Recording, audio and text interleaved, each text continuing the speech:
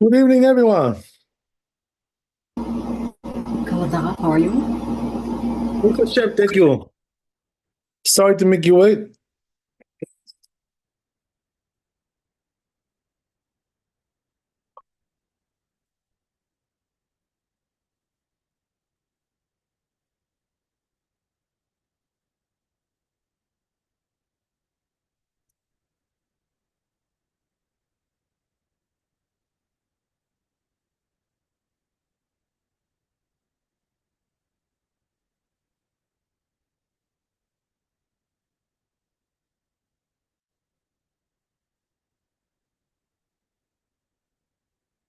Okay.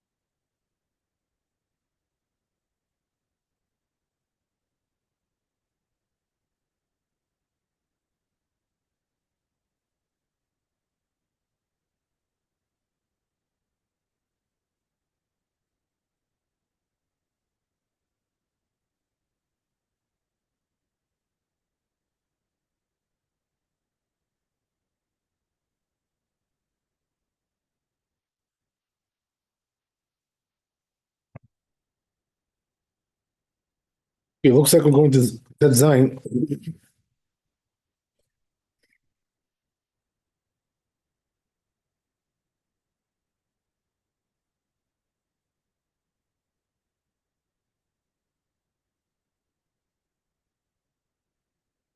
So it says over here, Katab Od Achi Rabbeinu Yechiel.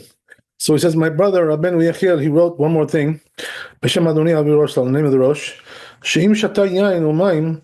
What about if he drank water and wine? So what happens there?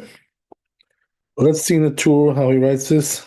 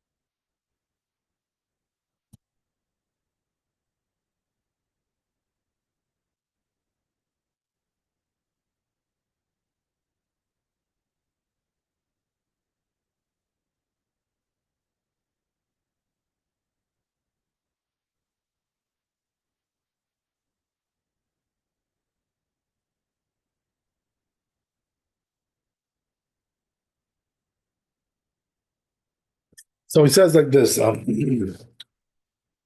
If he drank wine and water, as we said, you shouldn't bless on the water because it's covered by the wine.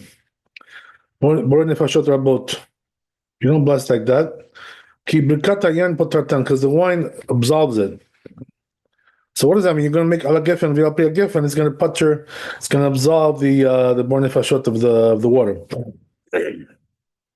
So Papi Shenan Birkatan Midid Hava Abracha Rishona. So it says, even though it's not the same blessing, not the same format, not the same language, nevertheless, the Kaimelan Yain Poter Kol Minei Mashke. But we do hold that wine absolves all the drinks.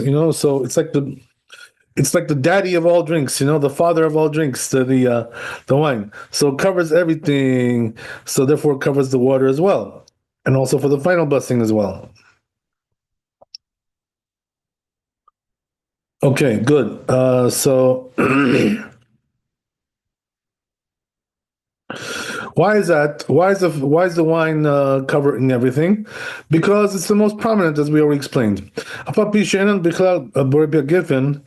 though it's not included in the blessing Borei Giffen, the same thing also applies with the final blessing as well. Okay, so there you go, right? So in other words, basically what we're saying is like this: when you drink wine and water, you're only going to bless on the wine. That includes the first blessing, the beforehand, and also includes the final blessing. One is going to be included in the other because of the prominence of the wine. It covers all drinks. Okay, great. That's the end of the chapter here, pretty much. So let's see, Bet Yosef, what we got.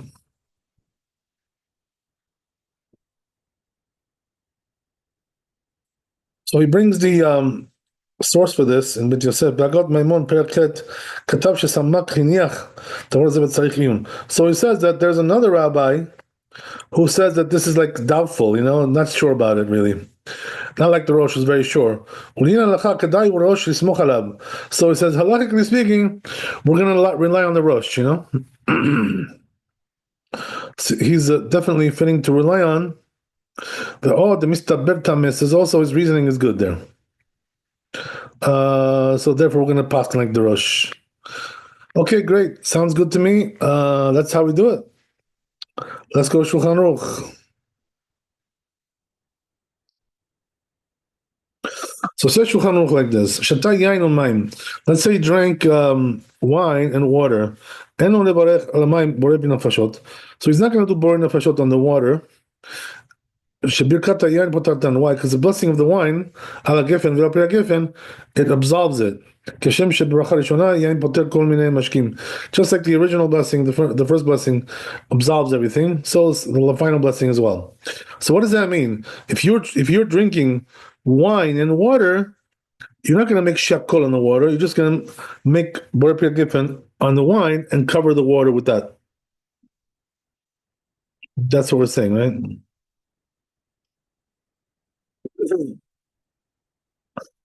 So, a good example is like if a person is making kiddush on Shabbat. So if he made kiddush, and he wants to drink water afterwards, he doesn't have to bless on the water because he already blessed on the wine. That will be like a classic example.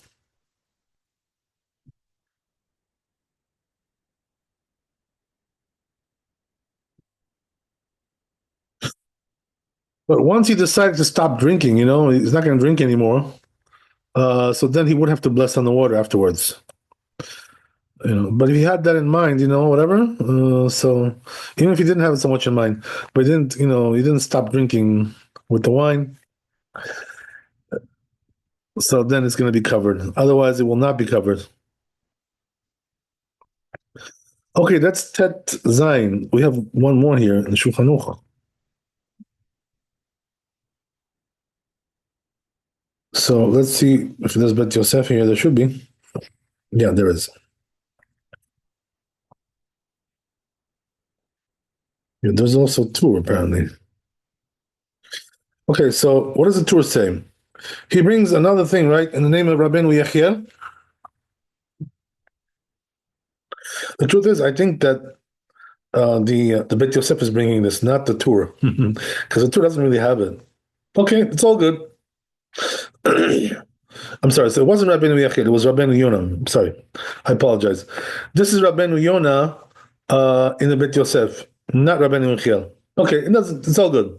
So anyway, it says here, Kataba Rabbeinu Yonah. It says, right, name of the Rabbeinu Yonah. Perek Kitzat Mevarchin, right, in this, in Brachot, Kaftet Amud Bet, Gabet Dvarim Habayim Leachar Seuda, Teonim Bracha Ben Ifneim Ben Leacharem. So regarding, right, that which we said, the things which come after the meal do require a blessing before and after. Shedikdeku Misham Rabbeinu Rabbanei Tzarfat. So he says the rabbis of France learned from there, deduced from there, the Birkat Shalosh ena poteret mein shalosh. So that means that the Birkat Hamazon will not absolve things which require ala michya. So therefore, if he ate some porridge or things like this, achar mazon after the meal, אף על פי שהברכה שלו Himen Birkat Hamazon, even though its final blessing should be Al Mechia, and Birkat Hamazon Poteret Oto, but the blessing of Birkat Hamazon doesn't absolve this, according to this opinion, right? We don't paskin like that today, but that's what they said. Anyway, so he says, right, that seems to be with other things. Aval beyain, when it comes to wine, though, poteret man shalosh, it does the Allah Giffen does absolve the other drinks. And it brings a source proof for this in the Gemara in Brachot Lamed Hamud Bet, the Nivrich Achamra Shalosh Brachot Mishane Lokabe Inshe Ale.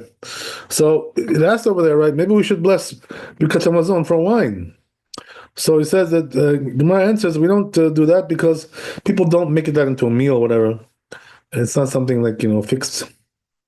So per kama de brachot, in the end of the first parak of brachot, it says Aminan hai achal tamre v'kasavar nahama. So it says over there that in the brachot in Yud Bet Amud Aleph that if a person ate dates and he thought that it was bread. Achal ben patach de nehama b'siyam b'tamre. Let's say he opened when he opened with the blessing. When he started the blessing, he was thinking about bread, and then he finished with the dates. So what are we talking about here? We're talking about he had the wrong intention here because he thought he was eating a different food that he actually was eating here.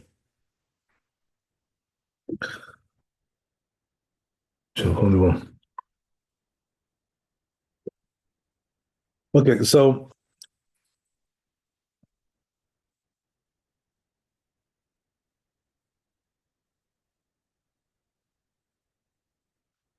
let's say he started off right with thinking that it was bread, and then when he finished, he was thinking that it was dates. Ben patach b'tamre, or the other way around. He did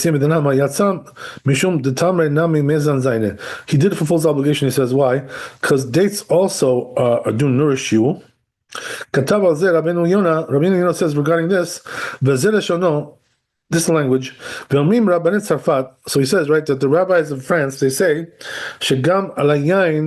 also on the wine, they say, if he forgot, bless Birkat Hamazon on the wine, instead of saying Yatsa, he did fulfill his obligation. Wow.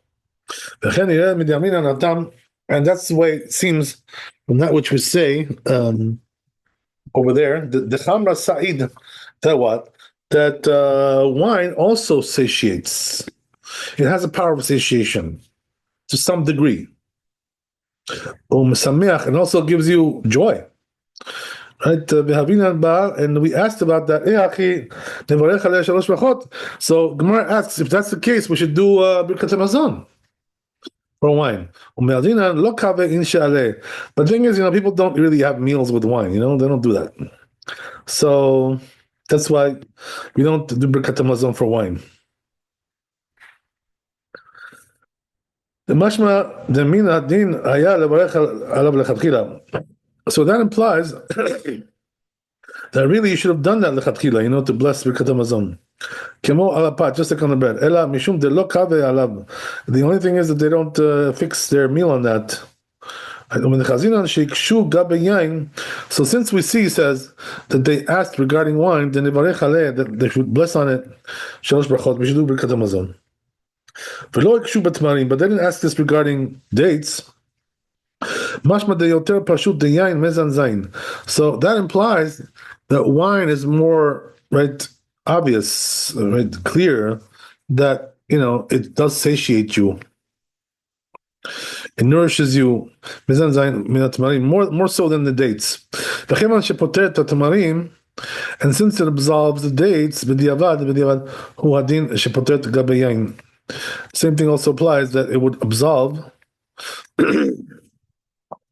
regarding the wine, b'diavad. Shari afilu lechatchila ayu omrim.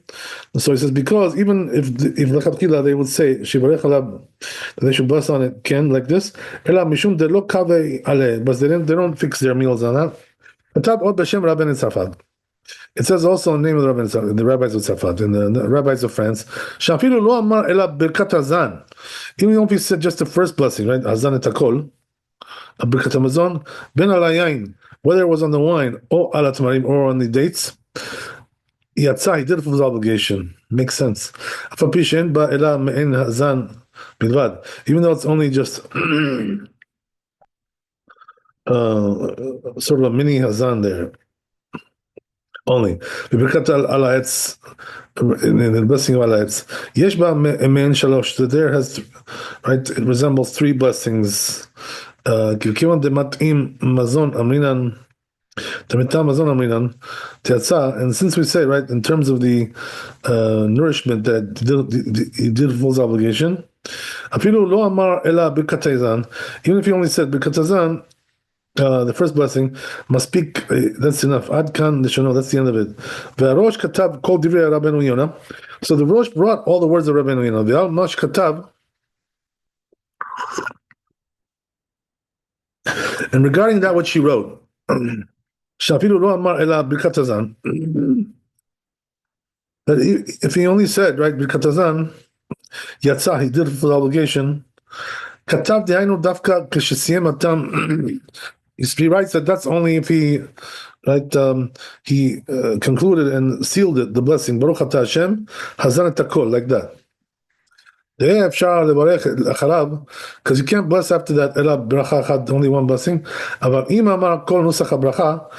he said the whole text of the blessing, Ad Baruch Atah Hashem, Hazan et Hakol, until the whole thing there, and he didn't seal it, Yatchil ve'al she'inchalta lavotenu, he should start the second blessing. About the land of Israel, and you should complete that blessing.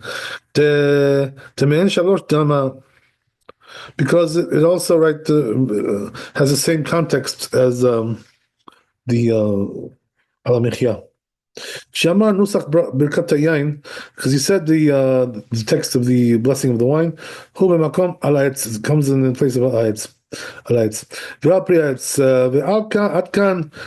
end of the language there. So he says you can ask a question on this. On this opinion. Since it says in Yerushalmi over there in the Brachot, Rav Huna achal tamre ad pistia.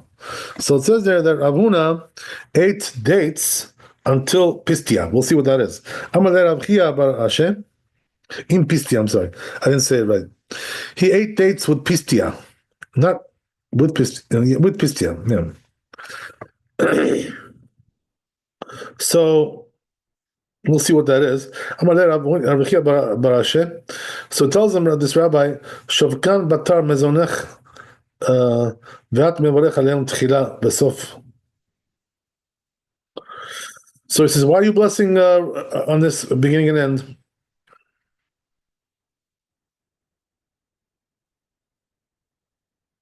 So it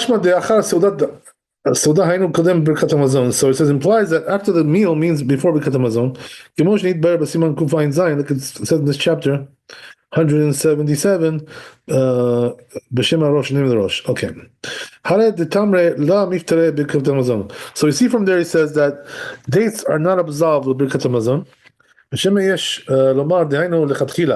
Maybe that's only lechatchila he says. But b'diavad it does absolve it. Okay, great.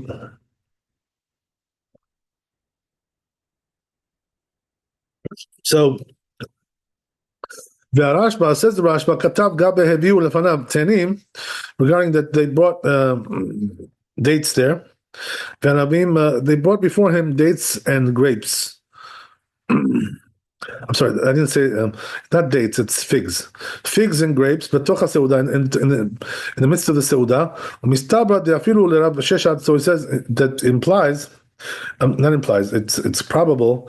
It's reasonable to say that even according to Rav Sheshat, If he ate dates, they don't require a blessing afterwards. Because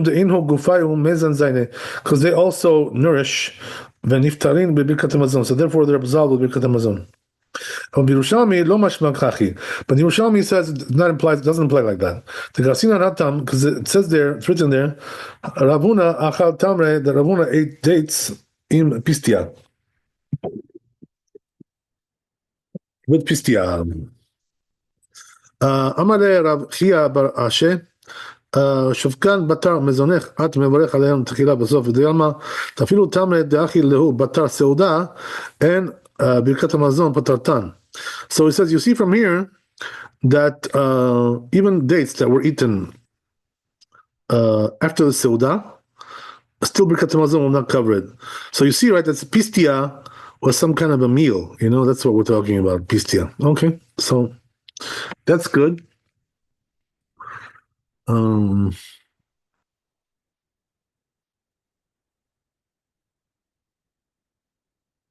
he says, maybe this is going to be in Rabbi Mona. Jamar Hatam Mishum Rabbi Yosef. They said name Rabbi Yosef Aglili. Ve'ela miu be'alchot gedolot. But it says, however, halachot gedolot katvu achal tamre berimone. It says there that if a person ate dates and pomegranates, v'sham migade and other types of condiments, whatever, lo miftere bebirkat hamazon. They're not absolved of birkat hamazon. Adkana, that's the end of it. And this parak, right, which is in the brachot, right, in the Rashba, Katav dekaimalam de shalosh ena potet men shalosh. It says there that we hold that the Birkat Hamazon doesn't absolve the men shalosh, the alamechia. Like it says, it's proven. In our lesson, they have you lo tenim. They brought him figs and grapes. In the middle of the seudah. בתוך הסעודה, ואחר כך כתב לשמע שמעון בן שטח אף בזור לגרמי הוא דעבד. So it says, it could be that maybe this rabbi here also is going to his own reasoning, דספיר עלי, לשלוש פותר מעין שלוש. That he holds the ברכת המזון does absolve the על המחיה. ואין נמי שאני יין, alternatively I can tell you that wine is different than mezan zayin, because as we said, right, it does nourish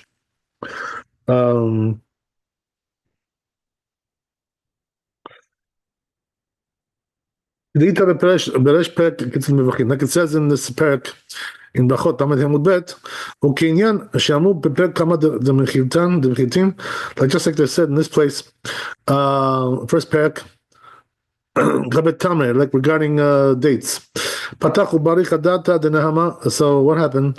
That he opened thinking about with the intention of dates, and then he closed the blessing with thinking about bread. With him, but the Tamre Yatzad.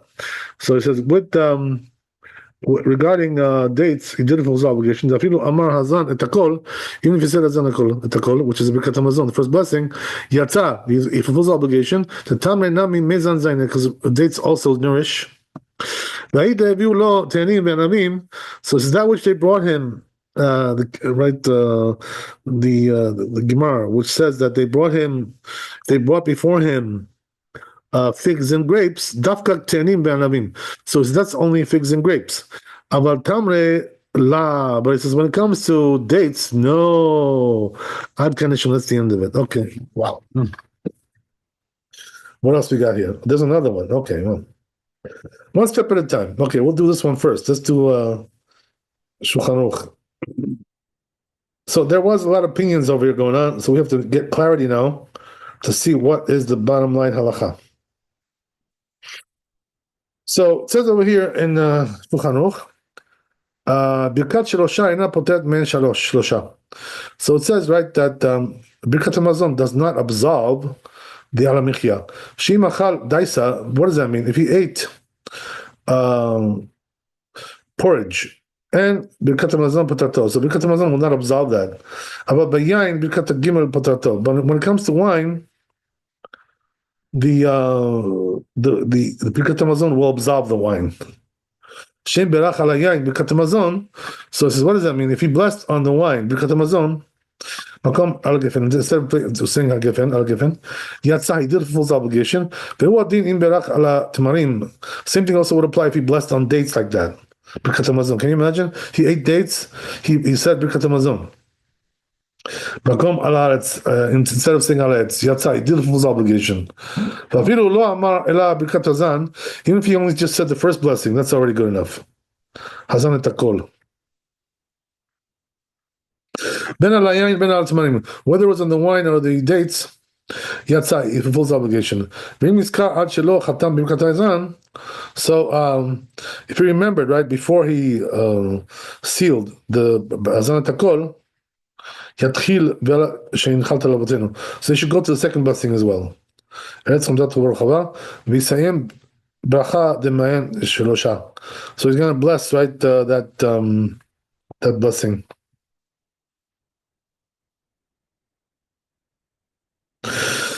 Second blessing as well. Okay, so I have to tell you one thing though, that regarding what he said in the beginning here, I think the custom is not like that in our times. That what he said in the beginning, that the Birkat Hamazon doesn't absolve the mezonot, but we hold that it does. That's how we ask it in our times. So let's see Mishnah Berurah, what he says about that. Maybe he'll mention that.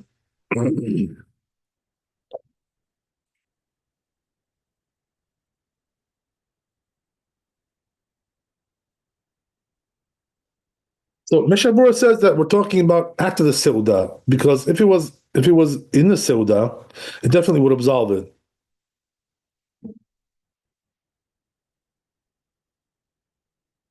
That's one thing. Now, afterwards, he says, "V'odin sham minim tavshinin shen mehem minin dagan v'afa shekachol ze hu zayin yoter mitamarim v'achi kivan deit lehu ailoa hina b'pad shepat nasin kikah mimin dagan lo shayach b'kotan shalosha kim b'pad b'dad diladina so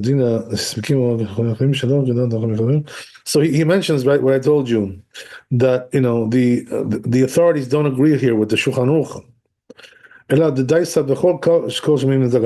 So what does that mean? Anything, right, which like porridge or other types of mezonot, right, made of grains. So b'diavad Birkat Hamazon does absolve them. Because since it nourishes, it's nothing less than dates. The pot kisnin, all the more so right with cake. Right, so then before sure Birkat Hamazon will absolve them. So bottom line is like this, right? Our custom nowadays is not like the Shulchan Aruch here writes. Why? So why is that?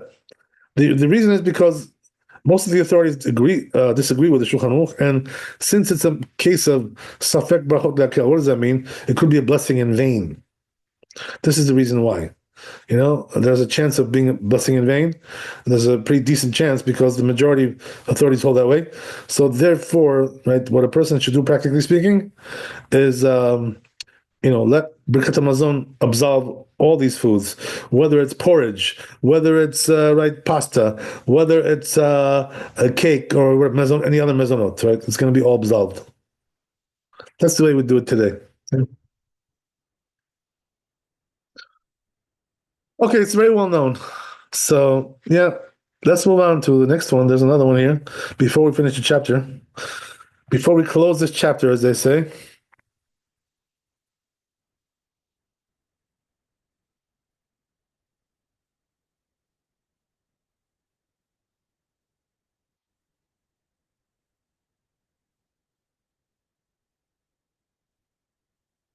So in general, I just want to tell you guys, and so you understand a little bit. In general, right, we say that we always pass like the Shulchan Aruch in general, but when there's a blessing in vain involved, sometimes when the majority of authorities don't agree, so sometimes we go against it because we don't want to make a blessing in vain. So there are certain cases like that where the custom becomes against the Shulchan Aruch because of the issue of the blessing in vain. But if it's just like a minority opinion, one person against everybody, then we don't go against Shulchan Aruch for that. Only if it's like something heavy duty, a majority opinion, or it's like a split decision or something like that. Then there's what to talk about. So, but in general, right? Generally, we pass like the Shulchan Aruch in everything, but there are cases where we go against it because of certain reasons. So this is one of them because of blessing in vain. Okay, so great. Let's go to Yudchet.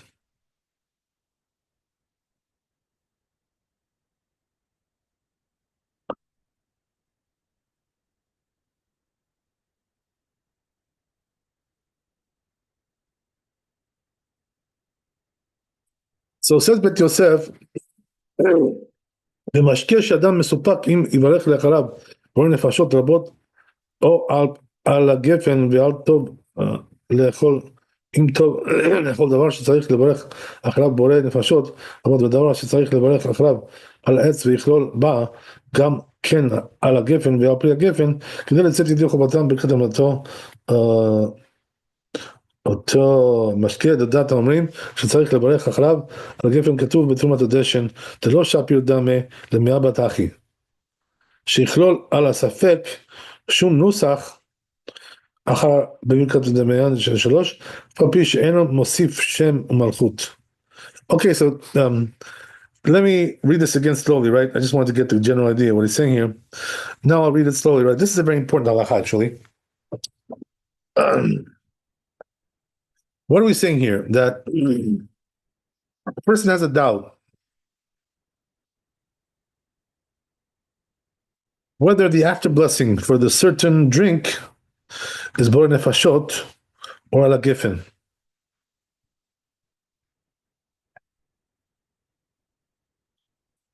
So when you have a doubt like that, you're not sure. How could there be a doubt like that? Because we're not sure if it's considered to be wine or something else. So in that case, in a case like that, the question is, right, maybe we should do like a trick here to solve the problem. So what's a trick?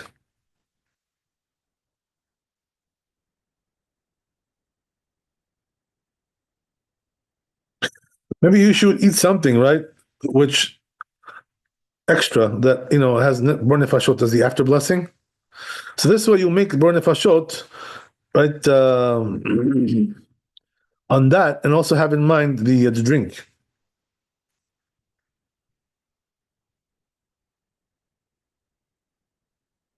And then, right, we'll do also a blessing, right, which is like some fruit. We'll do some fruit, eat some fruit, and which 7 species, and it's going to be al etz v'al pri etz, the final blessing. So we'll put al gifen v'al pri gifen to include also maybe just in case it was wine. So we'll cover it like this. Is it proper to do this? So he says, right, it says in the Trumat Tradition it's not proper to do this. So what does that mean? Don't put an insert into the blessing of al gifen v'al etz v'al michya. Don't put an insert in there which you're not sure about, even though it doesn't involve a blessing in vain, since you're saying that blessing anyway. Doesn't matter. That's what he's saying. So therefore, if you're not sure to put it in or not, don't put it in. So therefore, you can't solve this problem like this, like to use this kind of a solution.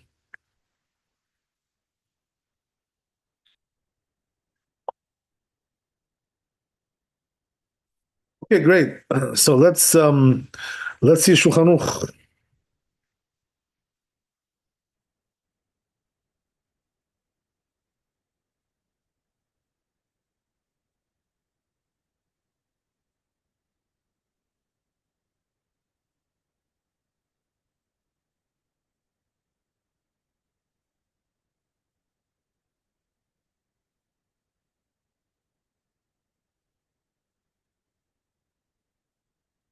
Says Shulchan Aruch like this: Lo ichlol al asafek shum tosefet b'birkat gimel.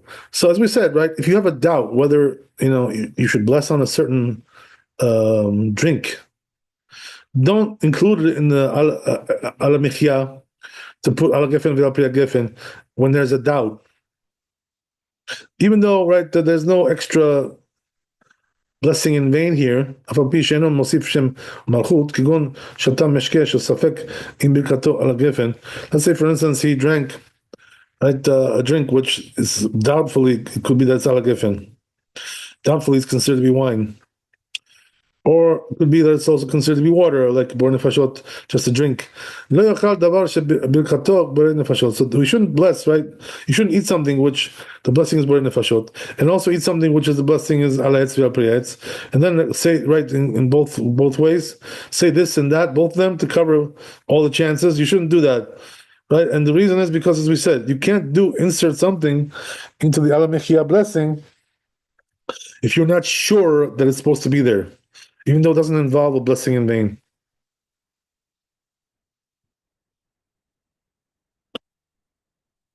Okay, that's what we're saying. So there you go. We're all done with this chapter. We can go on. We have a little bit more time.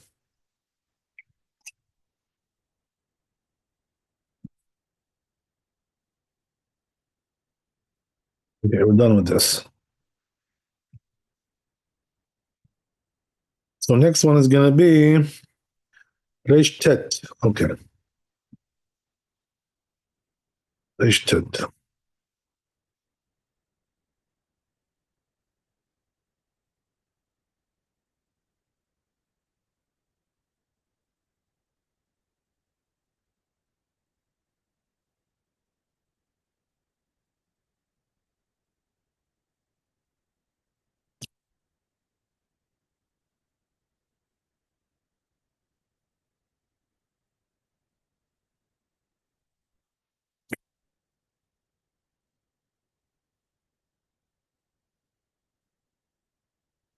Okay.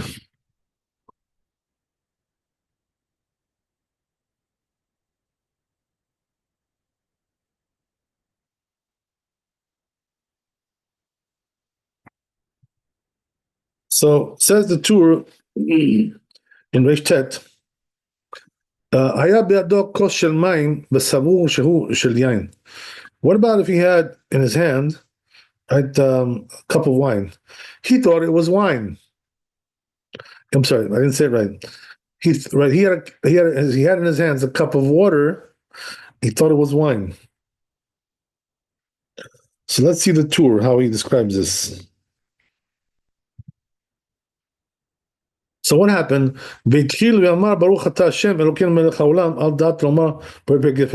So he started to make the blessing with the intention to say Borei Pia Gefen, since he thought it was wine.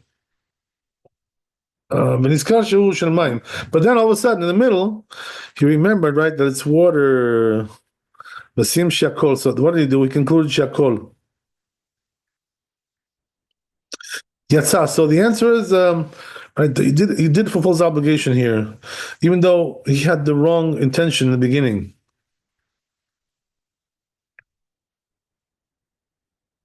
Shafim sim Shakol Nivra Niya Bidvaro. Even if he would conclude, right, Shakol Yatsa, he would still fulfill his obligation. So therefore, there's no problem here. B'diavad. Also, if he erred, V'amar al hayayin, he said al hayayin Shakol Nivra. He said Shakol on the wine. Burpia Giffen. Or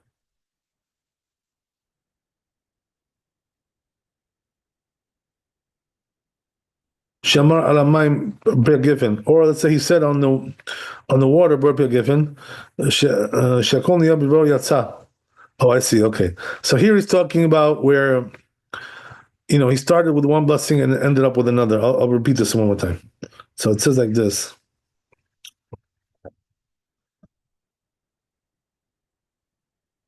Also, if he erred, you know what? Maybe we should, before we get to this, let's go to Bet Yosef.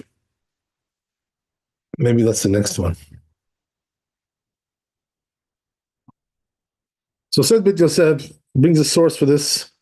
So first, at the end of the first parak in Brachot, Yud Bet Amud Aleph, Pshita dehecha deka nakit kasa dechamra. So it says it's clear that if he took a cup of wine, bideh in his hand, the kasaba the shichahu, he thought it was a liquor, right? He thought it was beer, whatever. So what happened? He started to bless, but he was thinking about liquor. He was thinking about beer. But then he concluded with wine. Yatzah, he did fulfill his obligation. Then the shicha, because even if he would have concluded, for liquor, shakol, Yatzah, he still would fulfill his obligation. Because we learned right in the Mishnah that anything which he said shakol, any food, he does fulfill his obligation in any way, in any case. But it says he took a cup of wine, says liquor in his hand. Kasava de chamra. He thought it was wine. So he started to bless, thinking that it was wine. But then he concluded with liquor, with beer. My batar peticha. So what's the rule? Do we go according to the beginning, right? The way he opened it up, or batar chatima, or do we go according to the end, the conclusion? Zohi girsat Rashi. That's the text of Rashi, like that. Peresh patach b'deshicha. So he explains Rashi that what happened. He opened his blessing on beer. And then, but he concluded with wine. So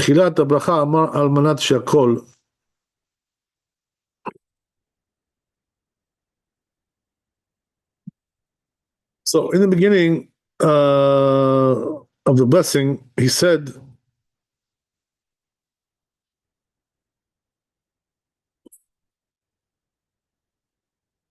he meant to say shakol, but since once he got to the blessing of Melech Haolam, King of the Universe, he remembered that it's wine. He said Bore Pei Giffen said. Shitalan, so he says, what's clear to us in this case, he did fulfill his obligation, because even if he concluded all the blessings, I'm sorry, the whole blessing, and she said shakol, Yatzah, he did fulfill his obligation. On the wine. The Tanan, because we learned in the Mishnah, as we said, right, that the shakol covers everything.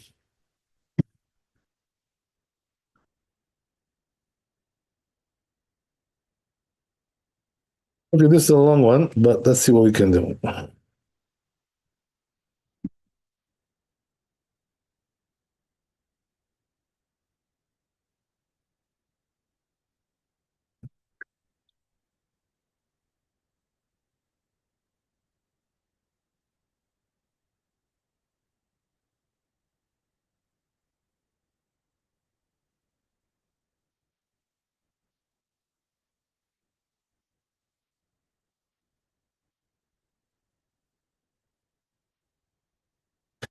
Okay, I guess we'll continue next time, B'ezrat Hashem.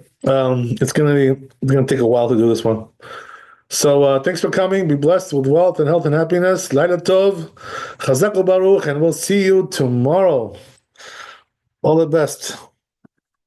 Thank you so much. Laila Tov. Laila Tov. Thank you, Rabbi. God bless.